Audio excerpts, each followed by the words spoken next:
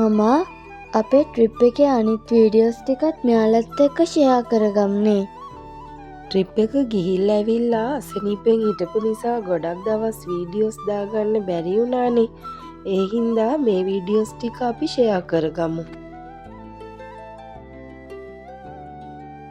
එදා උදේම අපි යාලට නේද මම ගියේ? එදා උදේම අපි යාල නැෂනල් පාර්ක් එකට ගිහින් එතනින් අපි ලෑස්ති වුණේ මාතරට යන්න. එදා හවස නේද මම අපි මිරිස්ස බීච් ගියේ? ඔව් එදා අපි ස්ටේ කරේ මාතරනේ. ඊළඟ දවසේ තමයි අපි ගාල්ලට ගියේ. මාතර යනකොටත් එදා හවස් වෙලා තිබ්බ නිසා ඊළඟ දවසෙත් අපි ටිකක් වෙලා මාතර ඉඳලා අලපි බීච් ගිහිල්ලා තමයි ඊට පස්සේ අපි ගාල්ලට ගියේ. අපි ගාල්ලට යනකොටත් ටිකක් පරක්කු වුණා නේද මම?